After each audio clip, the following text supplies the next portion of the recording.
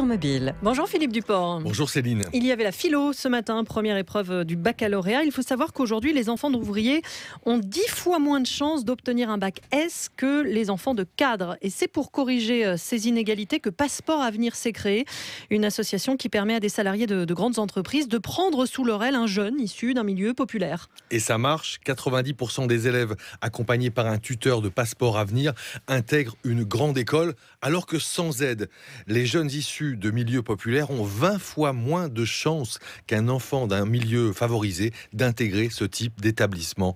Tout repose sur le bénévolat de quelques salariés qui donnent chaque mois 3 heures de leur temps de temps de travail pour accompagner un jeune. Benjamin Blavier, vous êtes le fondateur de cette association. Bonjour. Bonjour. Et merci d'être là. Nous sommes également en ligne avec Victor Tretiakov. Vous êtes cadre chez Orange et l'un des 4000 bénévoles de Passeport Avenir. Quel est le profil du jeune que vous aidez en ce moment, par exemple ?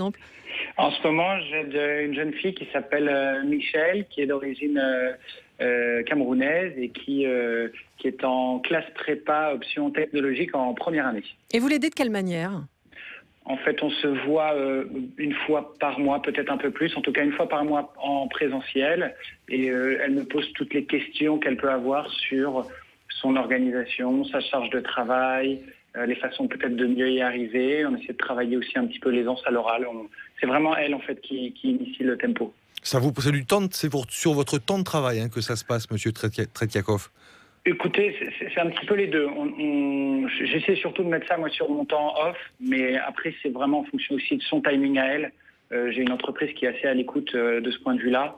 Donc, il n'y a pas vraiment de règles, mais en tout cas, je suis capable de faire les deux, en sachant qu'en complément de ces éléments-là, j'organise aussi pour les élèves des événements de rencontres au sein de l'entreprise. Benjamin Blavier, comment on devient tuteur ? Alors écoutez, on se porte volontaire pour être tuteur au sein d'une entreprise qui est partenaire de Passeport Avenir. On est ensuite formé pour ça. C'est un prérequis important. Nous, on considère que des volontaires qui viennent du monde professionnel et qui vont intervenir auprès de jeunes durant leur parcours scolaire, il faut que ce soit un peu encadré pour qu'ils ne refassent pas le travail des enseignants ou des associations qui sont à côté, et encore moins celui de la famille. Donc on outille les tuteurs pour qu'ils sachent quoi raconter aux jeunes et comment nouer une relation de tutorat. Et ensuite, on crée la rencontre. Donc, très concrètement, dans les établissements partenaires, nous avons des réseaux d'enseignants qui identifient des jeunes de talent, issus de milieux populaires, qui vont avoir tendance à s'auto-censurer, à ne pas se projeter bien loin vers les études. Et puis, on crée le contact avec eux pour leur dire, écoutez, si vous avez envie de vous lancer vers des études longues, on va avoir un tuteur, plusieurs tuteurs qui vont se succéder, même pour vous accompagner. Ça match à tous les coups, parce qu'il peut y avoir des cas où le tuteur ne convient pas à l'élève ou inversement. Non, on reste dans une science humaine, donc ça ne matche pas à tous les coups. Depuis 10 ans, on a quand même des taux de satisfaction qu'on mesure, donc on interroge les tuteurs et on interroge bien sûr les jeunes. On est sur des ratios chaque année de l'ordre de 85% de satisfaction. Donc voilà, donc il y a des cas où ça ne marche pas. Maintenant, tout dépend de la qualité du travail qu'on fait en amont avec les enseignants pour bien communiquer vis-à-vis des jeunes sur ce qu'on va apporter. Et tout dépend aussi de la manière dont on outille les tuteurs. Un tuteur, c'est pour travailler sur la vie après l'école, la projection vers le monde professionnel, pour savoir se présenter, pour acquérir un peu de confiance. C'est pas simplement avoir du piston pour trouver un stage. Donc ça, ce sont effectivement des éléments de communication sur lesquels il faut que l'on précise aux tuteurs et aux tutorés comment ça fonctionne. Concrètement, ces jeunes, qu'est-ce que ça leur apporte ? Comment ça les transforme éventuellement ? Alors concrètement, notre travail, il consiste à les accompagner sur 3 sujets. En fait, nous, on a 3 sujets où on s'est dit, là, l'école peut avoir besoin de notre appui.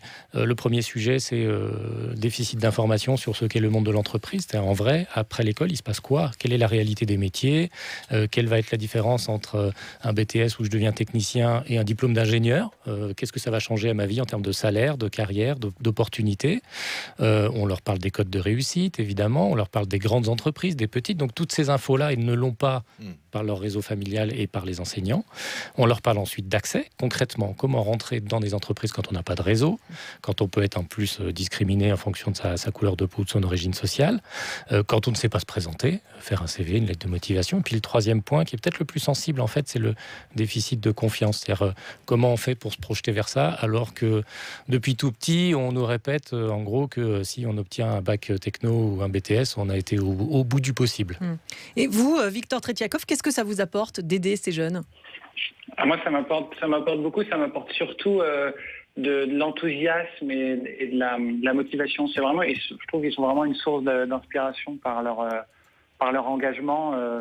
Tous ne sont pas forcément éligibles au programme, mais ceux qui rentrent dedans, c'est des telles, moi je trouve, force de la nature que je sors à chaque fois vraiment enrichi des contacts que j'ai avec eux et enthousiaste sur ma propre vie, mon propre quotidien.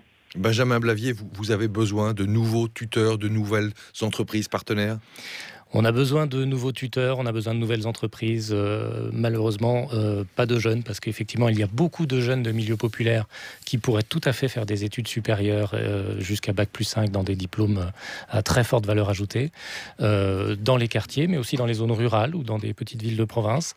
Et effectivement, ce dont on a besoin, c'est, j'allais dire, de la matière humaine. Donc on a besoin de ressources, d'entreprises et de volontaires dans ces entreprises qui seront partants pour les accompagner. Votre association s'appelle Passeport Avenir. Benjamin Blavier, merci beaucoup d'être venu dans le studio de France Info. Et merci pour votre témoignage également, Victor Tretiakov. À demain, Philippe Duport.